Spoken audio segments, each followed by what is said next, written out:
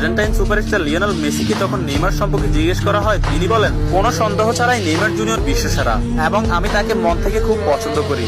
এবং Argentine midfielder Rodrigo D পল বলেছেন, যারা নেইমার জুনিয়রকে ভালোবাসে না তারা ফুটবলই বোঝে না। ফ্রান্সের বিশ্বকাপ জয়ী কিলিয়ান এমবাপ্পে বলেছেন, নেইমার শুধু ফুটবলের রাজা নয়, মহারাজাও বটে।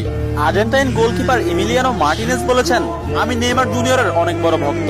আর্জেন্টাইন বিশ্বকাপ জয়ী তারকা ডিয়েগো ম্যারাডোনা বলেছেন, আগামী 10 বছরে 10 জন মেসি আসবে, কিন্তু আগামী 10,000 বছরেও একজন নেইমার আসবে না।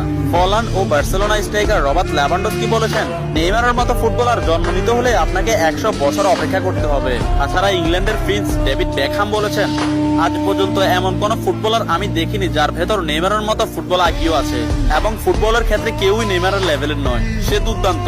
এবং আর্জেন্টাইন বিশ্বকাপ জয়ী তারকা অ্যানহেল ডি মারিয়া বলেছেন, নেইমারের সাথে যে কোনো প্লেয়ারের তুলনা করা অপরাধ। ফ্রান্সের বিশ্বকাপ জয়ী তারকা কারিম বেনজেমা বলেছেন, যারা নেইমারকে নিয়ে সমালোচনা করেন তারা ফুটবল বোঝেন না। ম্যানচেস্টার সিটির কোচ পেপ গার্দিওলা বলেছেন, আমার ক্যারিয়ারে নেইমার মানেই সবকিছু। আমি মাঝে মধ্যে নেইমারের খেলা দেখে আমার দলের উপর সেটা বিস্তার করি। এবং স্পেনের বিশ্বকাপ জয়ী তারকা জেরার্ড পিকে বলেছেন, নেইমার ইতিহাসের সেরা খেলোয়াড়। অন্যদিকে লা লিগা সভাপতি তাবাস বলেছেন, নেইমার লা লিগার সম্পদ।